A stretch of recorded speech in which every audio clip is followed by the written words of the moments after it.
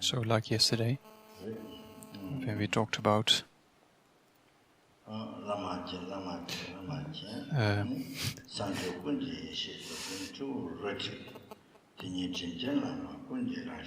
the beginning of calling the Lama from afar. Guru, think of me, Guru, think of me, Guru, think of me. And then the first verse.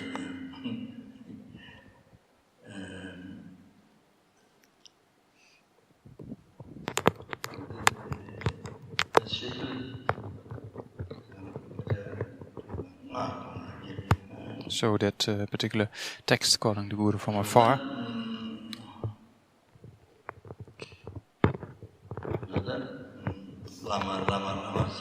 Then it's in the beginning it says Lama, Kien, or Guru, think of me.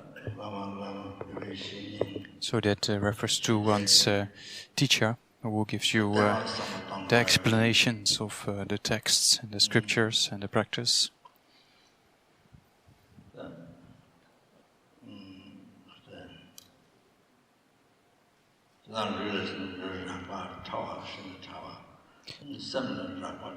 So then to subdue the mind, and there's different types of mind, coarser ones and subtle ones, and very subtle ones.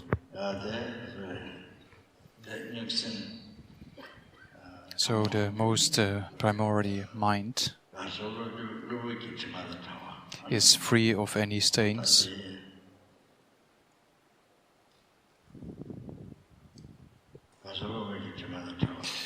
Free of any stains. So the continuity of that most subtle primordial mind, the continuity of that,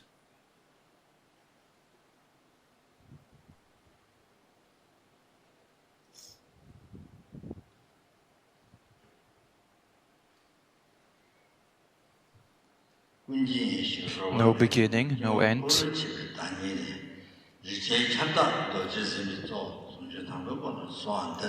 So that's also a praise to request the Guru to recognize this to the Guru. So that's primordial mind without beginning. Pure, the pure mind. Please, Guru, bestow blessings to recognize this mind. So when we talked about the Lama, that actually mainly refers to the Guru in the aspect of the clear light mind, has been explained in the Tantras. So you should reflect in that way if you read the name Lama. So to bestow blessings. In different commentaries on the Lama Zopa, you can see similar explanations. In Geshe Tenzin Namdak's commentary, for example, maybe it's not explicitly explained, because it's a very secret instruction, but indirectly, it's secret, isn't it? So, it talks about the most subtle mind that is free from temporary stains, no beginning, no end. So one should know that primordial mind, that is actually the Guru.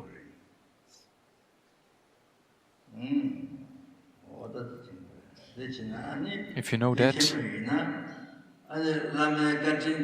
then one understands the kindness of the Guru beyond the limitless sky, so vast. The kindness of the Guru.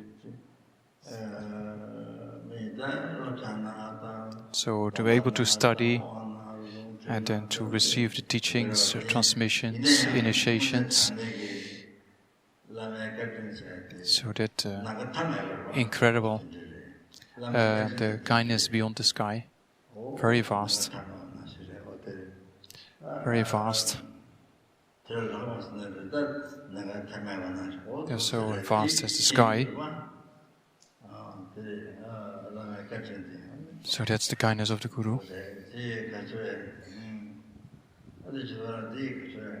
So then,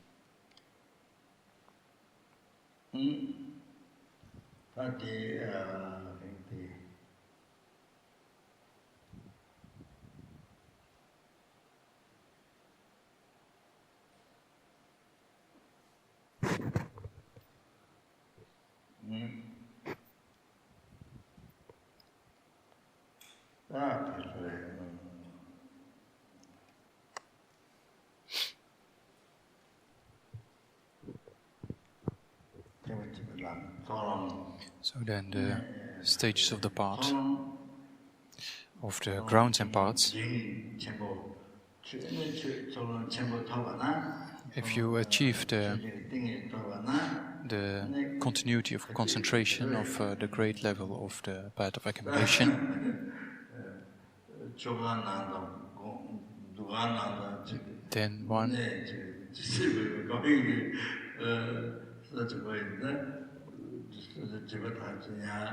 purifies a lot of stains. So if you achieve that continuity of consciousness, continuity of concentration,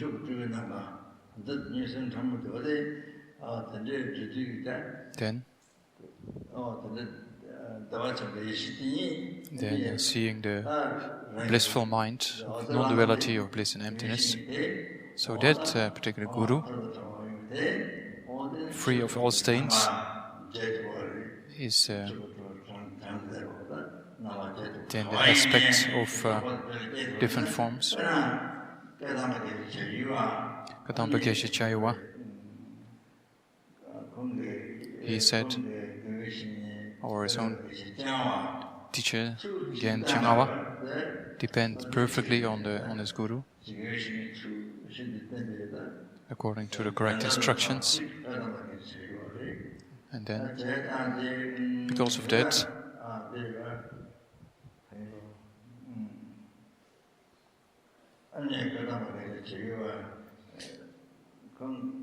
the Kadamba Geshe, this Kadamba Geshe with his Guru Changawa, whatever he received, whatever teaching he heard, whatever, straight away he put it into practice. Then offering a mandala to the Guru.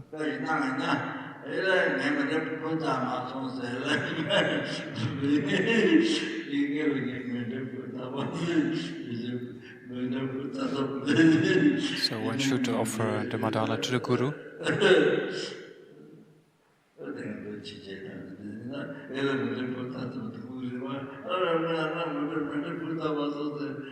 So then sometimes people regret they forgot to offer the mandala. Then straight away stop any negative activity and practice perfect Guru devotion. So that's why every day with this Kadamba Geshe made the room very clean for this Guru to come.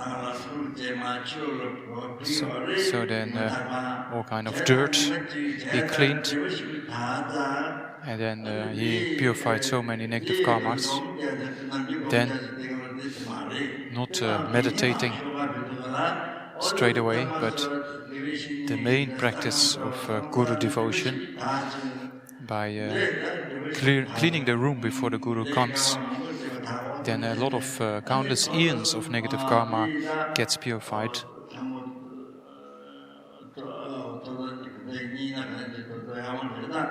So then when the Guru came from the stairs and offered the Guru the service of helping, then straight away this Kadampa Geshe achieved this continuity of concentration of the path of accumulation. So that's the way this Kadampa Geshe achieved this realization without meditation, but through the power of Guru devotion only. Because purifying all negative karmas, then the realizations will automatically come.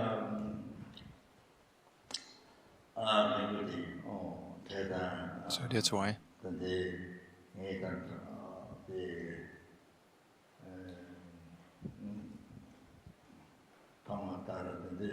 So that's why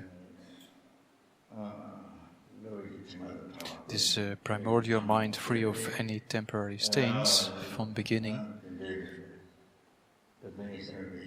So this non-duality of bliss and emptiness, the primordial wisdom, is actually the nature of the Guru. And then in order to benefit beings, they have to emanate an emanation body. So that's why.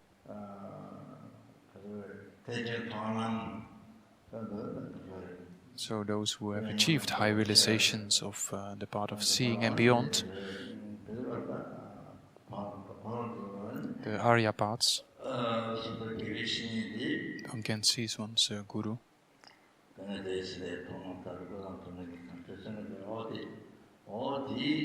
Then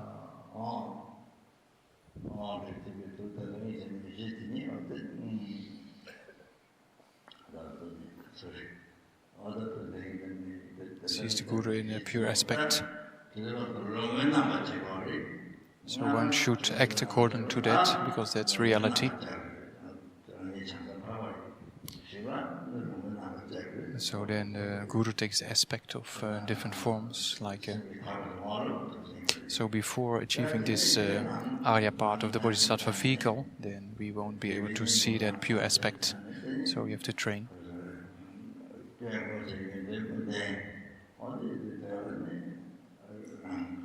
Reflect upon the qualities of the Guru.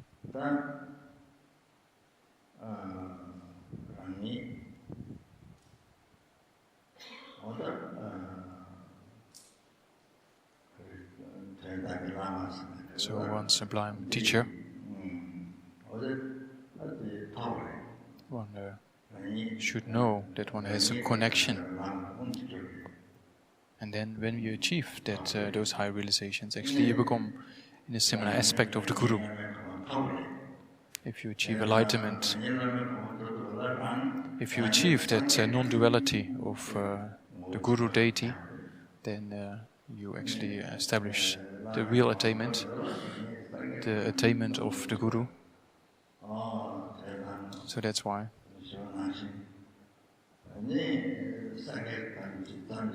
All the Buddhas, the nature of all the Buddhas, that particular nature, that primordial wisdom is the same as the Guru.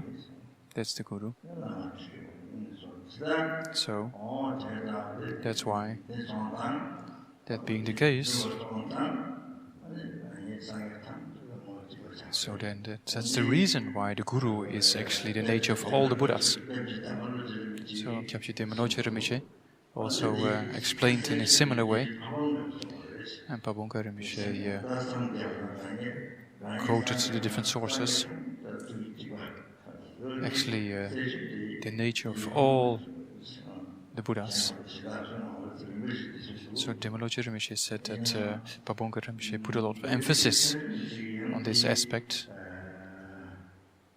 Geshe Tenzin Rinpoche didn't explicitly explain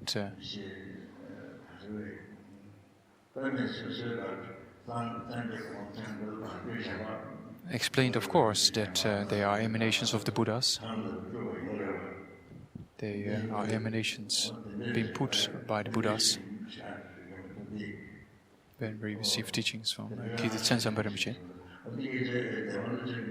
Temanoche Rinpoche said very clearly that these main instructions came also from Pabonka Rinpoche, that the Guru is the nature of all the Buddha. the same nature.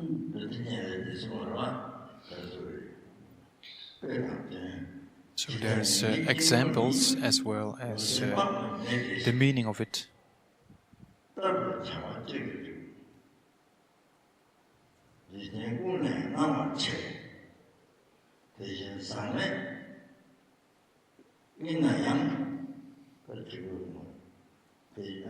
So first is referring that the Guru is the same as all the Kayas of the Buddha. So first Dhamma Kaya, activities of all the Buddhas. That's from the Ornament Sutra.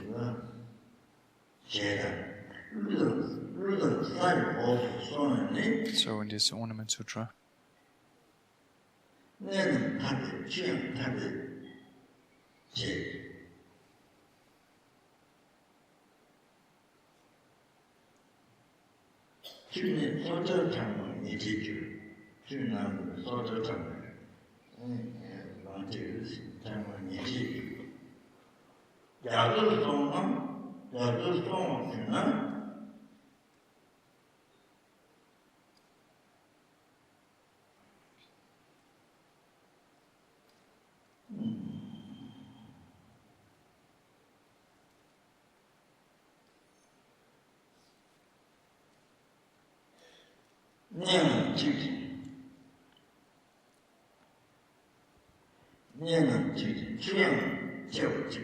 probably talks about mind is free of temporary stains, like water, and being free of dirt, the nature of water itself.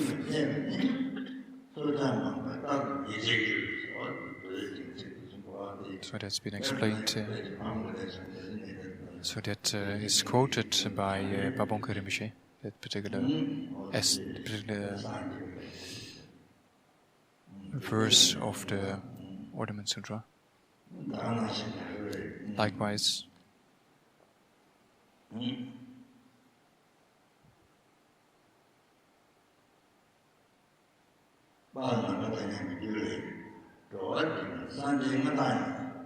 that's all the Buddhas.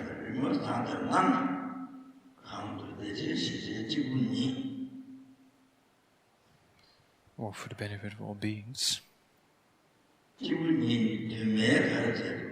gave up the attitude, self-charity attitude, or only working for oneself.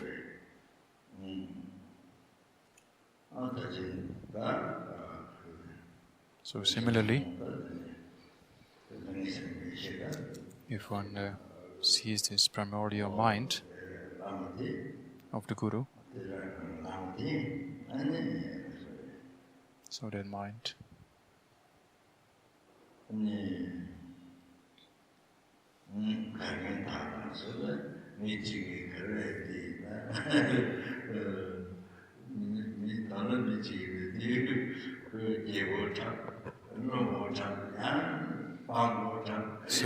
generally speaking, in ordinary life, you can become a king, and next day you can become a beggar. And then we label, oh, a king, oh, a beggar.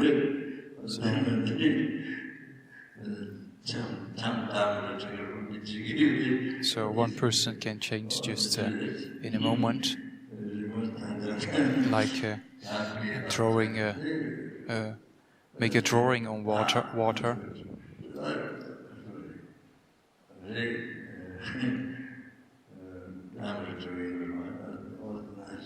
So if you make different drawings,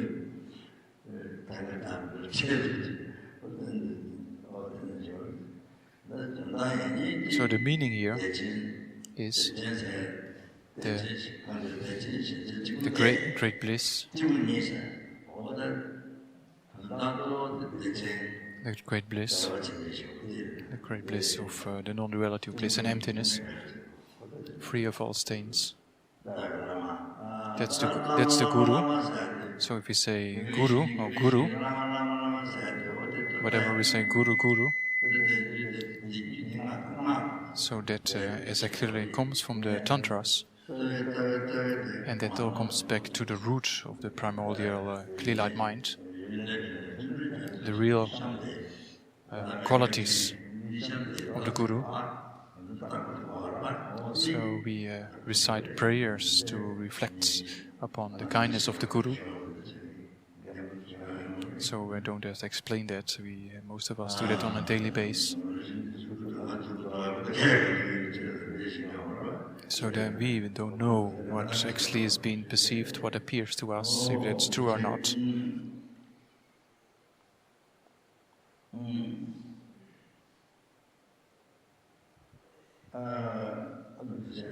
So it's like that.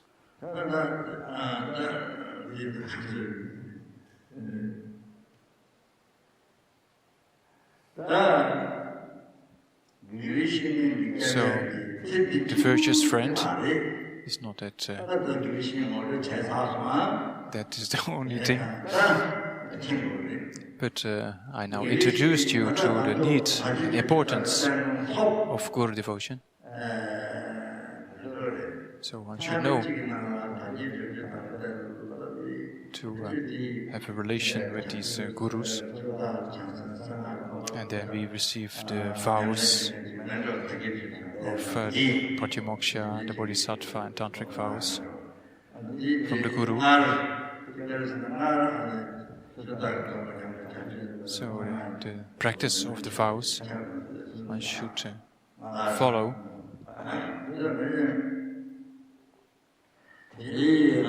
So then we have received the precious human rebirth, met the Buddhist doctrine of the great vehicle, as well as the Tantras.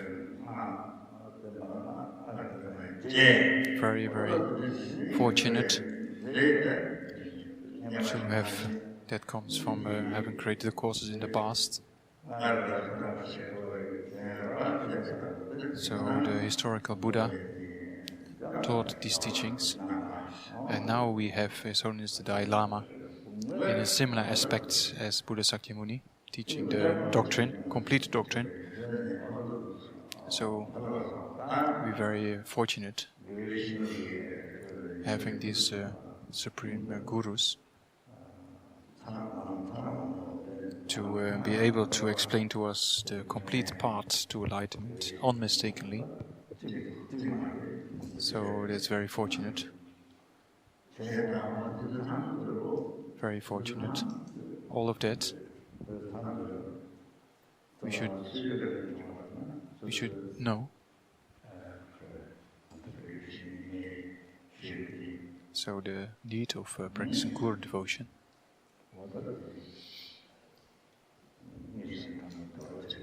Being the nature of the clear light primordial mind. It comes from that. That's the origin of the Guru. That's how the Guru's manifestation came about. Rooted in this primordial clear light mind.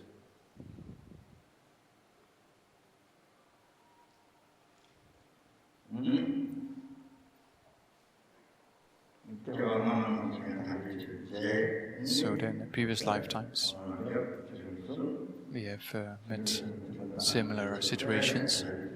So that's why in this life again, we have achieved this precious human rebirth with all the conditions, met the Guru. So that's important. So that's why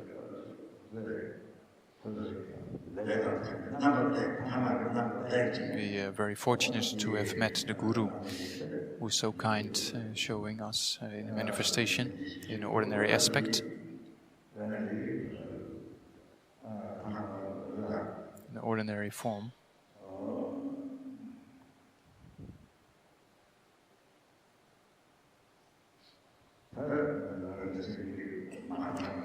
To subdue our minds.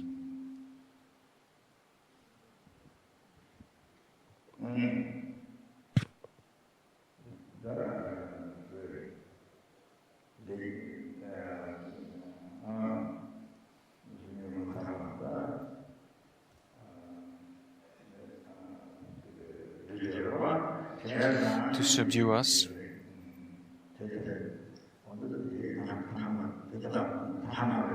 So the Guru is so kind in showing this ordinary aspect to be able to communicate with us.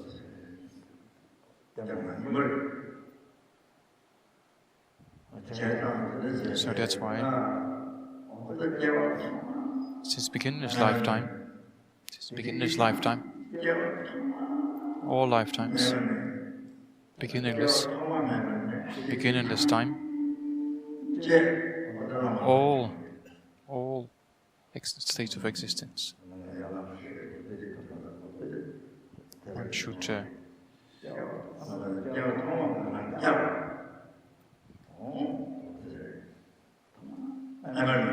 so there's no beginning.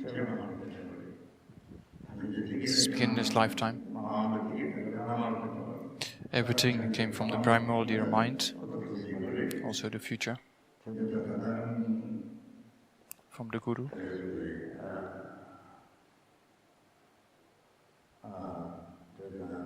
That's why.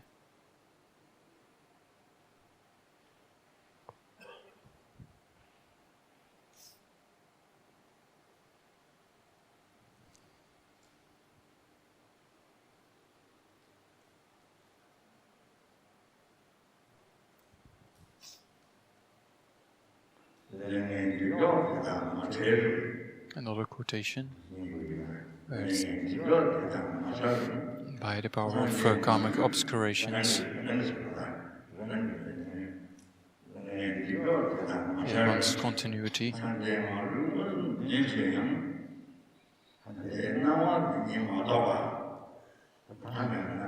so we have ordinary appearance because of those karmic obscurations.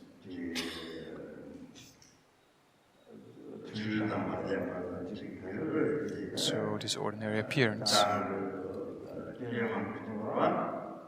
all created by karma, created in the past. So whenever we get afflictions like anger or grasping a true existence, all those different states of mind we experiencing, all of that,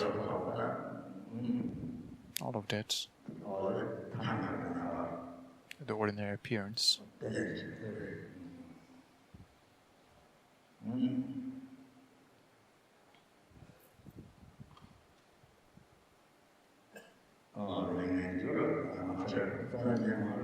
So by the power of these karmic obscurations and afflictions,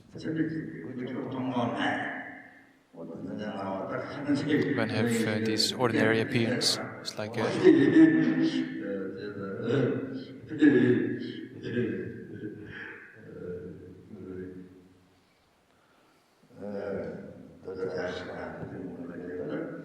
so ignorance and jealousy, pride, all the afflictions.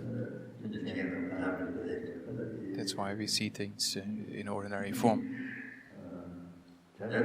ordinary aspects. So until we're not freed of these kind of karmic obscurations, even if the Buddha himself appears in front of us, because of our obscurations, even if the Buddha appears in front, then because of our obscurations, we will still see ordinary forms, ordinary appearance. So that's why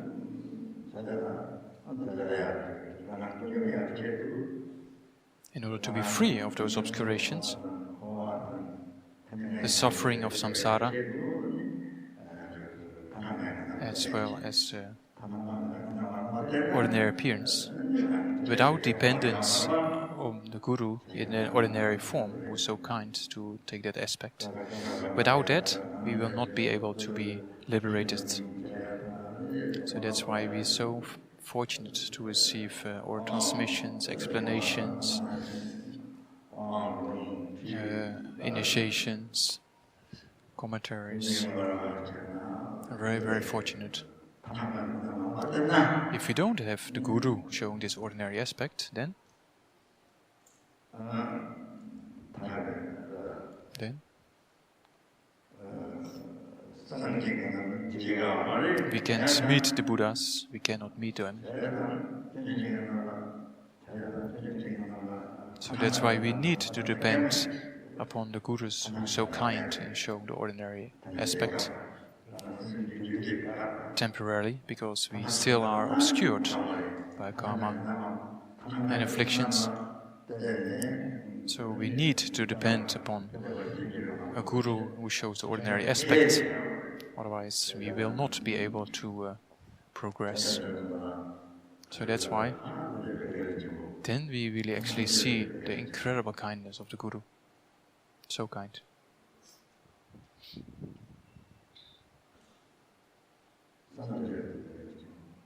Even more kind than all the Buddhas.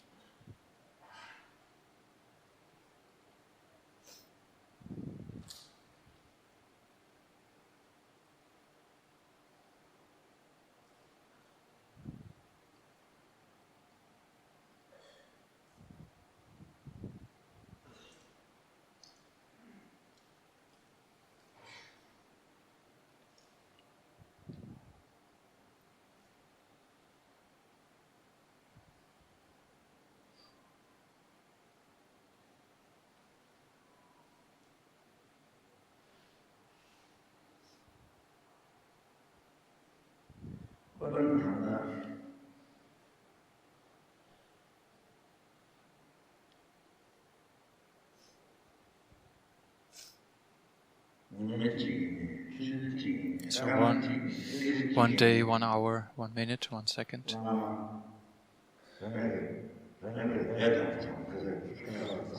One Guru, because you don't have pure mind by the power of karma obscurations.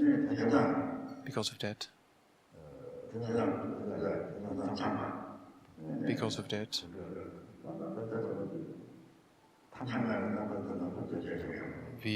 There's no other possibility than to depending upon the Guru in an ordinary aspect. Otherwise, we cannot progress. So, very kind. Extremely kind. Otherwise, we won't be able to progress. We are stuck because of our impure mind.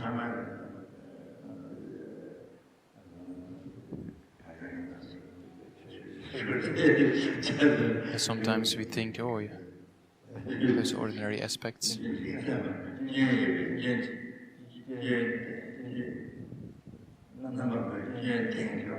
So don't focus on the faults of the Guru.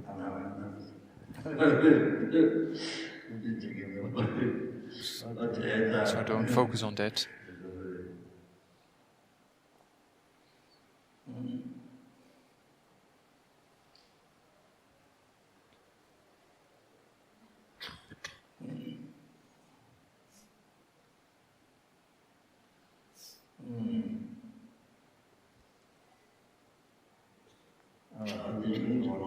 So there's a transmission here. The Sutra of the spiritual father and sons. Sutra of the Buddha. There it says, all the bodhisattvas.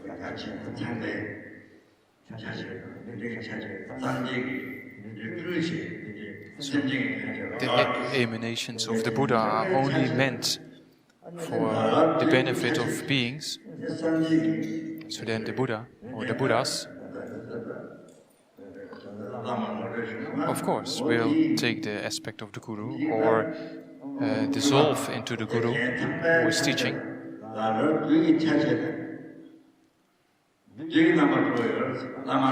So that also it explains this particular text that the Guru who is teaching, who is actually the Buddha, but also all the Buddhas will dissolve into this Guru. Why? Because this Guru works for the benefit of beings. So normally when we see a statue or something, similar thing happens there as well. So if we see the Guru in a similar way, and knowing whatever appears to you,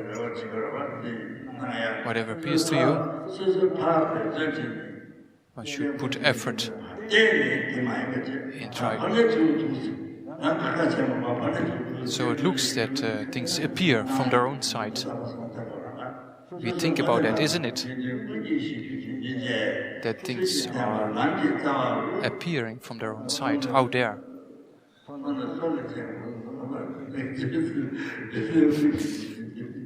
So there's another quotation. If you see it well,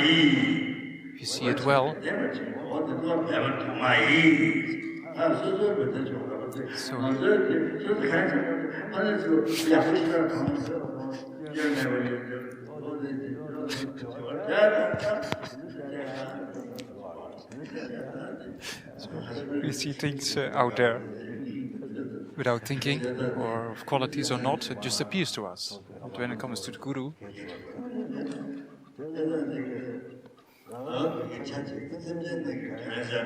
so the Buddhas, they dissolve into the Guru. Why? Because the Buddhas want to work for the benefit of all beings. The Guru is acting in that way.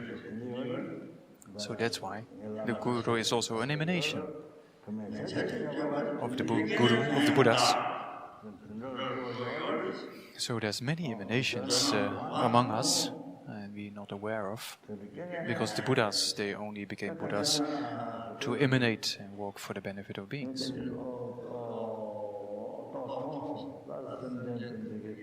So then,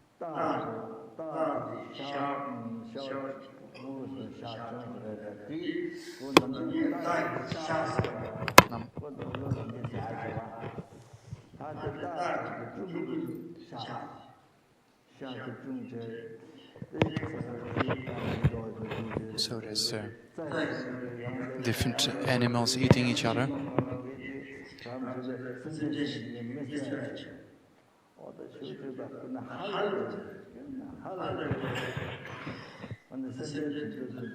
So then, different creatures eating each other. So then, at that time, one tiger eating another animal tries to escape. If you think about it,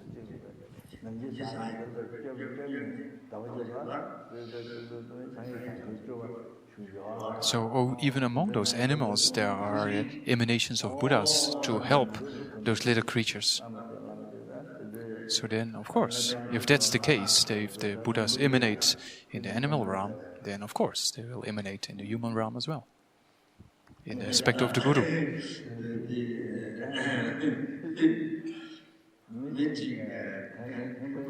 So one person in the house, one old man in his house,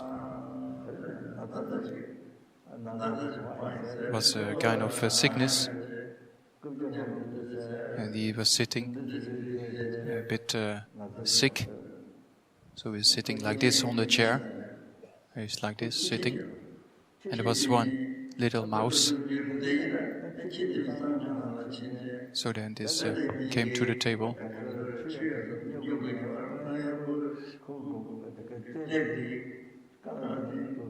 Then came and walked around. And then took a little cloth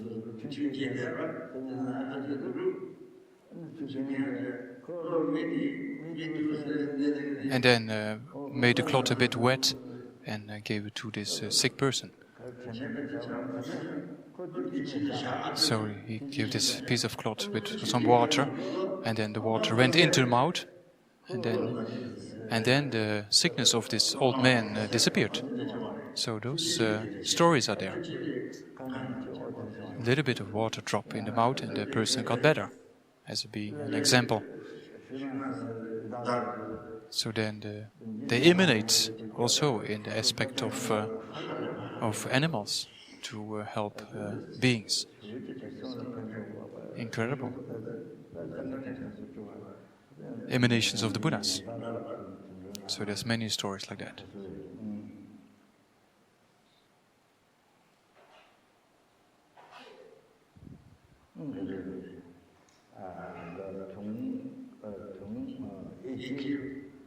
Many stories.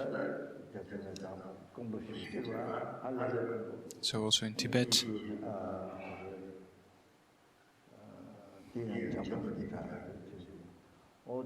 one elder monk called Genjamba.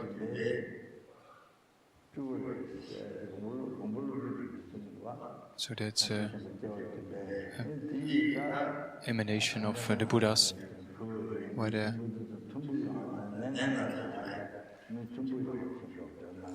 there was a particular Lama who could heal people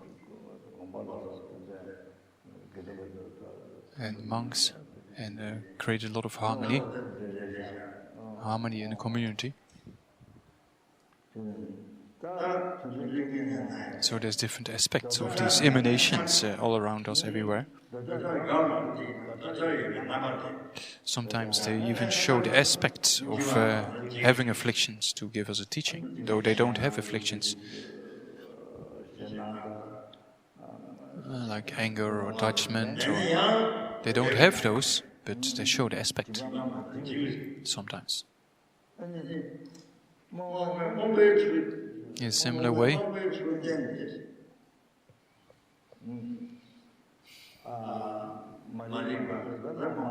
so by the power of obscurations like ignorance, etc., they don't have those obscurations, but sometimes they show the aspect of having them. They show the aspect of having them.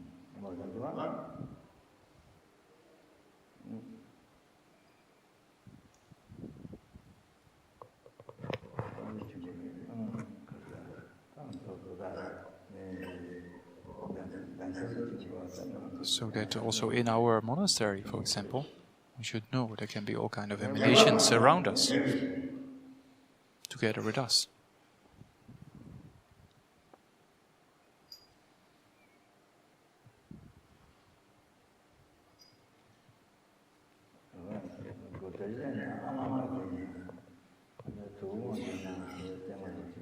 So once, when His Holiness was given a Kalachakra, there was one old lady who just saw ordinary aspect. In Sutra and Tantra,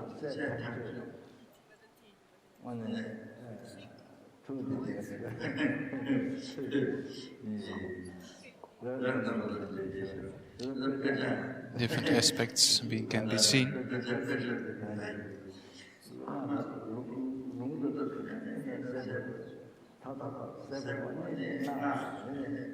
So mantras or scriptures, transmissions of them.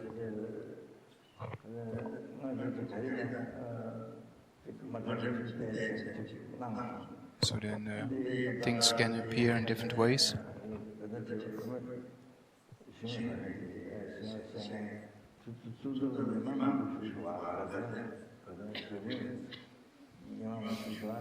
Then once also stayed for a long time in Kanten.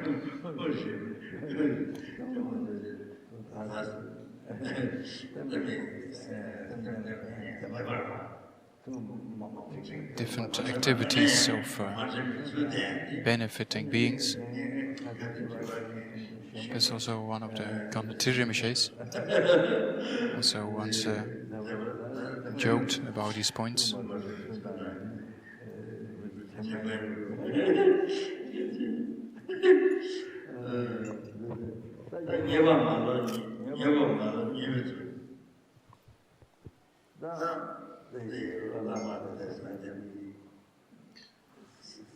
So the Guru sometimes shows the aspect of being crazy, or though they're not crazy, the Lama is not crazy, but shows the aspect of that. So that also happens. So they're not crazy, but they show the aspect of being crazy.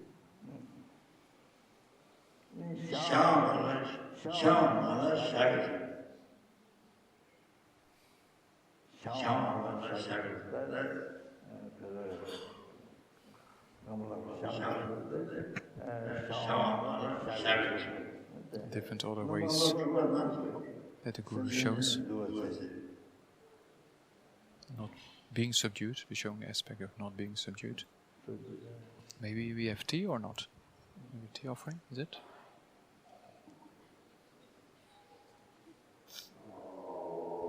Yes.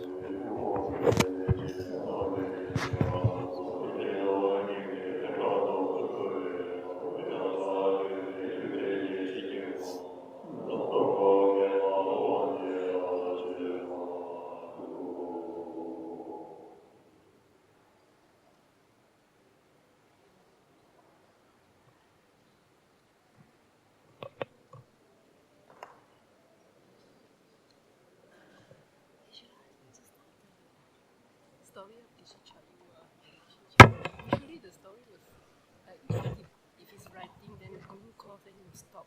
And then if he's over mandala, later if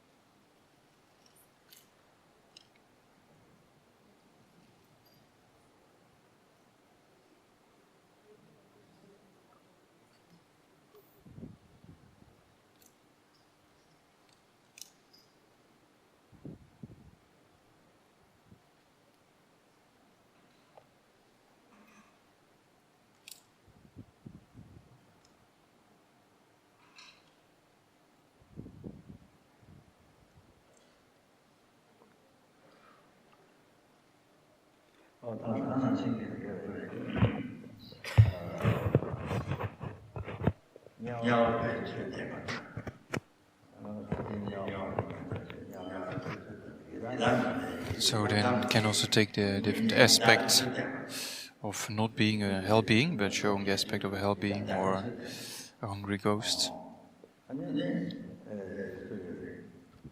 Similarly also.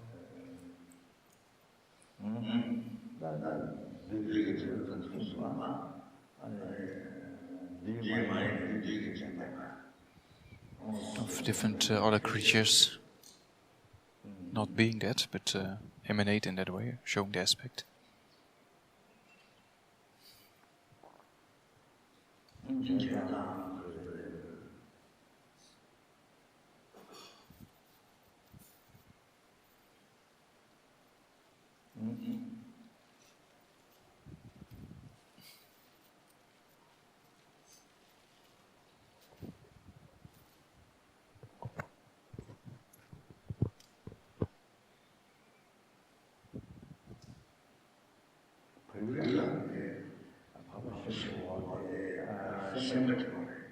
So in Nepal, there's one shepherd who went to Tibet,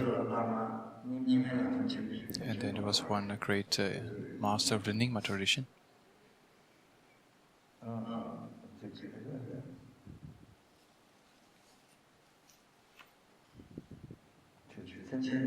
So I forgot the name of that Lama.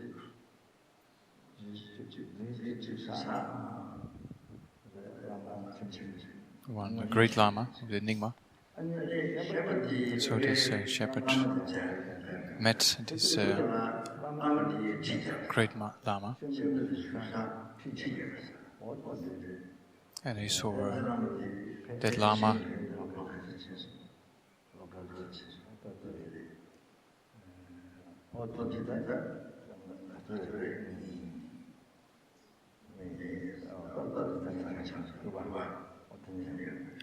different activities of the Lama.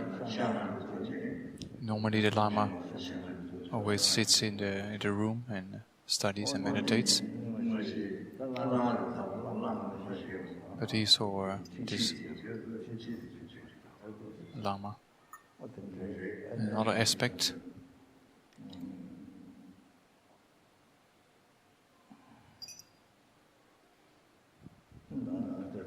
So likewise,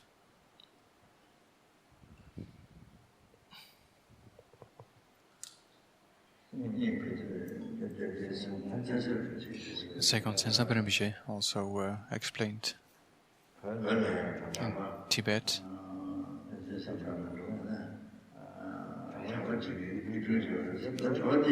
One monk, he was planning to make a great offering and took the money with him. And then this monk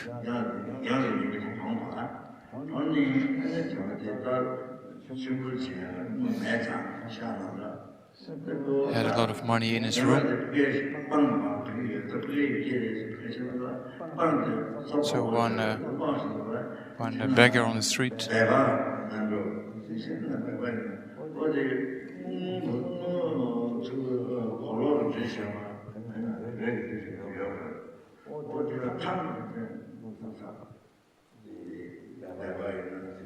there was a kind of frog bound together on a piece of cloth.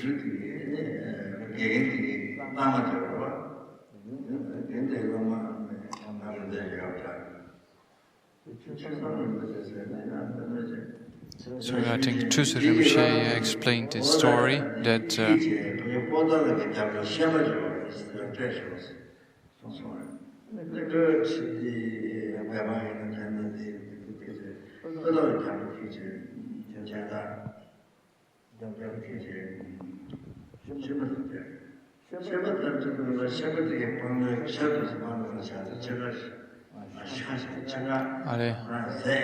then he was being advised to give this particular animal to a particular slaughter, who cut this particular creature into two and took one part, ate one part of this creature, and the other part he threw up in the air. So then he went back to his guru and asked what actually happened following the guru's advice of finding this frog and give it to the slaughter, and then what he saw, what happened. He asked his Lama for explanation. Then his Lama said that was one particular sentient being who was stuck in this aspect of the frog, and then you gave it to the slaughter, who was actually an emanation of Drati Khangtsen, who split the consciousness and let the consciousness go to the Pure Land. So you can see there are different aspects to be seen around us.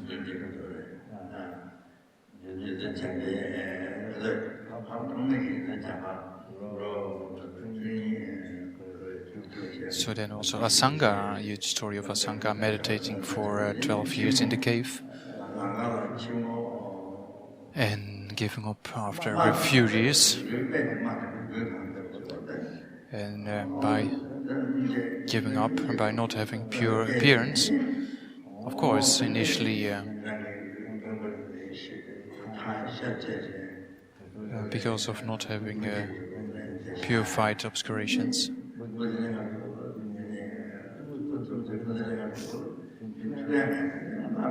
So then you know the story of only seeing a dog and not Maitreya, and then Asanga, by out of his compassion, helping the dog to be released from the pain of the wound. You know the story.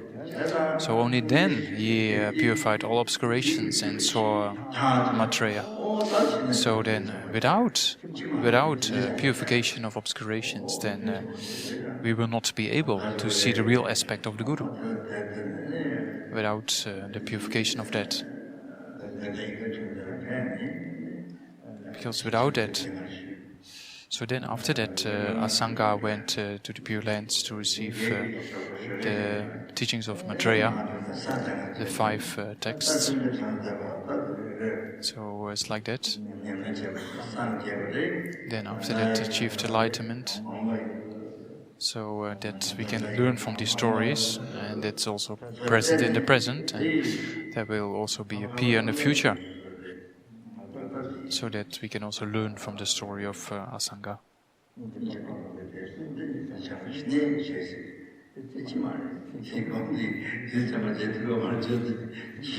So initially you just saw a dog, right? You didn't see Maitreya.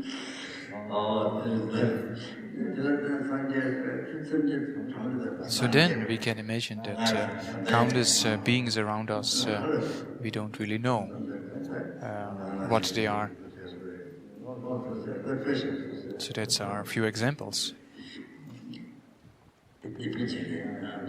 That's our examples. Incredible if you think about the meaning.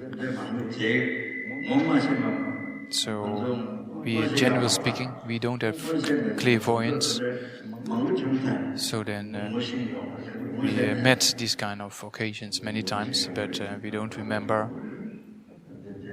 We don't really know. We have met maybe many ordinary aspects, but we never recognize them. So that happened to us on many occasions. So that's why.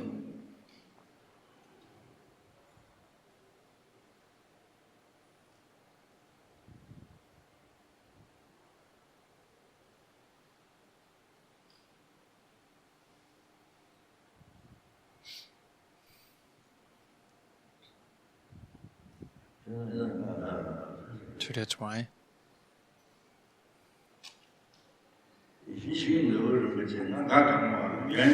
If the whole sky is filled with wish-fulfilling jewels, that by itself cannot purify the karma to be reborn in the lower realms. Cannot purify that karma. Cannot help us to achieve higher states of rebirth. All those wish-fulfilling jewels cannot help us to achieve liberation. That by itself we cannot be liberated from samsara. Cannot achieve liberation by only those wish-fulfilling jewels. Cannot achieve Buddhahood by these wish-fulfilling jewels. But so more superior than the wish-fulfilling jewel, if you have a great accumulation of merit and have a wish-fulfilling jewel like that, then whatever you pray for in this life, all possessions, all needs will appear. Whatever you pray for, all happiness in this life, all possessions you need.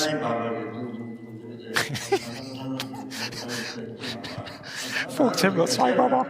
When Sai Baba does like this with his hand, then he can also make all kind of things.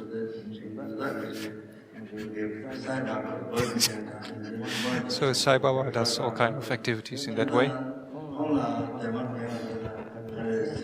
So he can make like jewels, like with his hand like that, and then he gives a necklace with jewels like that. So it's like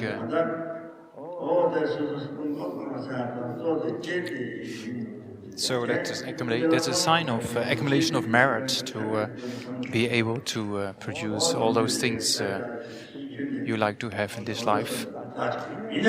But even if there are countless of those possessions, it can never stop you not to be born in the lower realms or to be liberated.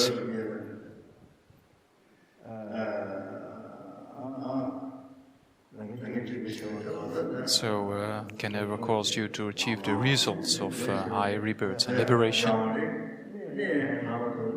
So in particular, it can never help you to establish qualities of the mind. So the guru in ordinary aspect, or showing the ordinary aspect, meeting that guru, oneself, one day, 1 second, 1 split second, that guru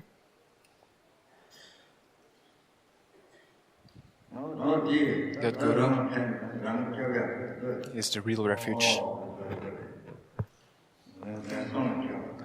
Refuge not to be born in the lower realms.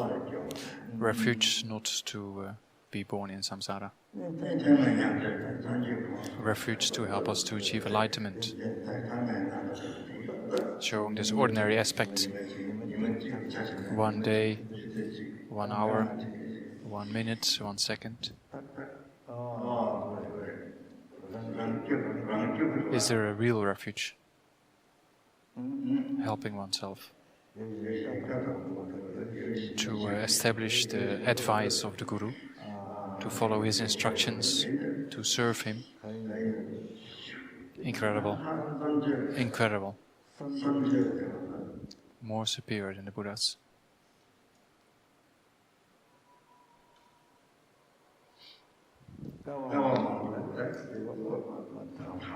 Many countless eons of negative karma can get purified. All happiness, Buddhahood, that isn't it? That all comes from the Guru. So we see the wish-fulfilling jewel as precious, but it's nothing compared to the Guru. 1 day, 1 hour, 1 minute, 1 second. Incredible. It's like that, isn't it? Very precious. Then we'll stay like this. So if we recite mantra on our mala, for example, then we have to recite the Guru is so precious, so precious, so precious.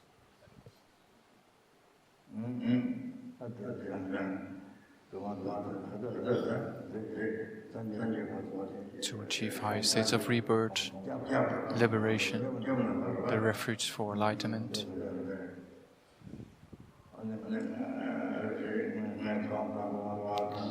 Lower realms, samsaric suffering, liberation.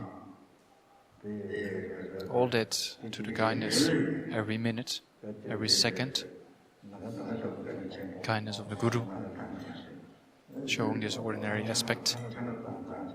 So you can recite it like a mantra, so kind, so kind. So then you can do to subdue the mind in that way.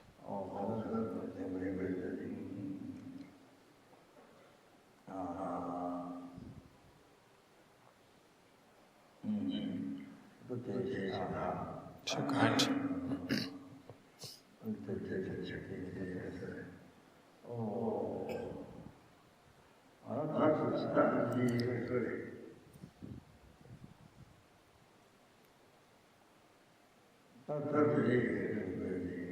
So that's why the transmissions, that depends on Guru devotion, so that's why I talked about this. Most important.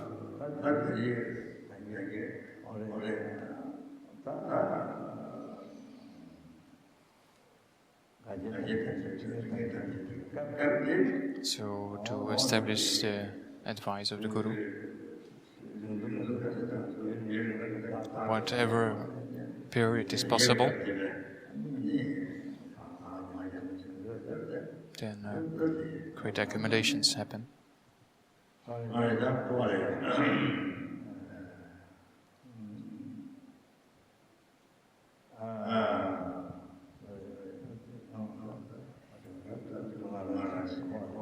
So all the sufferings of, incurable sufferings of samsara, without number,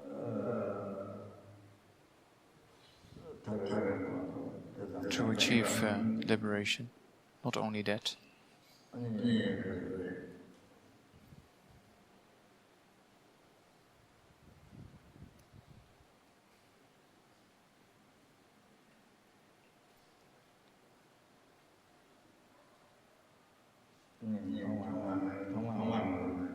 Since the beginning of his lifetime.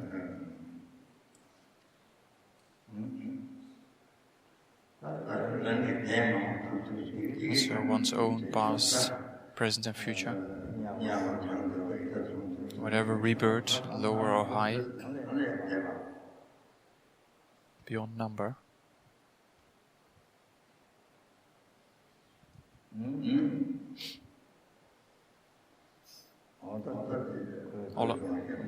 All of that you can be liberated from that great ocean of suffering. And you can even achieve enlightenment by the dependence on the Guru.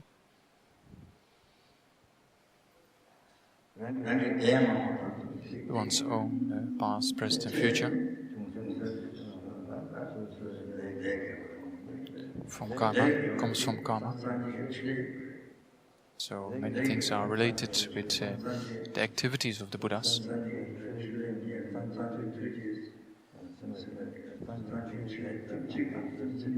Activities of the Buddha for the benefit of subduing beings.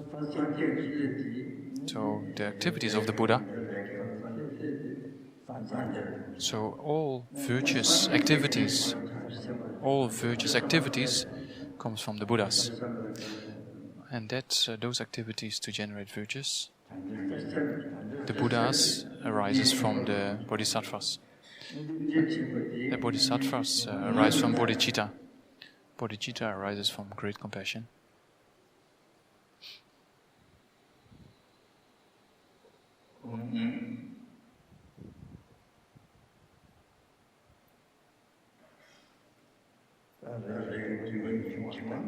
Great compassion arises from dependence on seeing the suffering of sentient beings. By depending on seeing the suffering of sentient beings, that's the kindness of sentient beings. By the kindness of those sentient beings, you generate great compassion. All suffering sentient beings. So that also comes from the kindness of sentient beings. Great compassion comes from the kindness of sentient beings.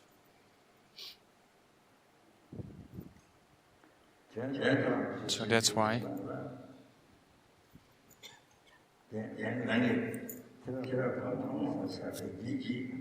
all happiness experienced in the past, in the present and the future, all happiness temporarily and ultimately the ultimate happiness of liberation and enlightenment. All happiness comes from the kindness of sentient beings.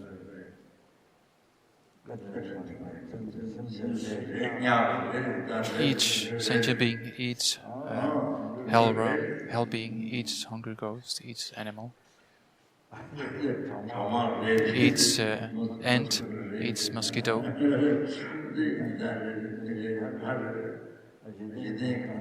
every single creature beyond number, human beings, gods, all happiness of oneself comes from them. So that's to be free of have refuge from the lower realms, following refuge,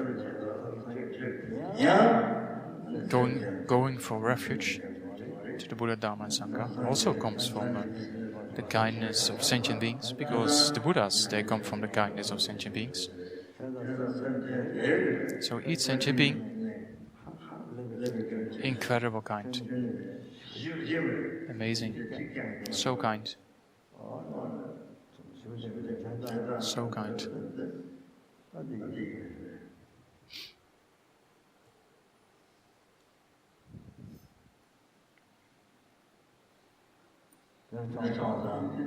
So that being the case,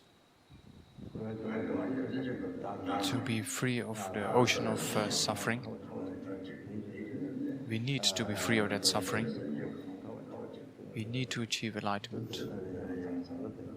So for that purpose, we are going to listen to the transmissions of Hayagriva cycle. So the different volumes, the 3 of Kalkadamsik Dorje and the 2 volumes of variation of different authors. So that's the motivation for receiving the transmission. So please listen to the transmission.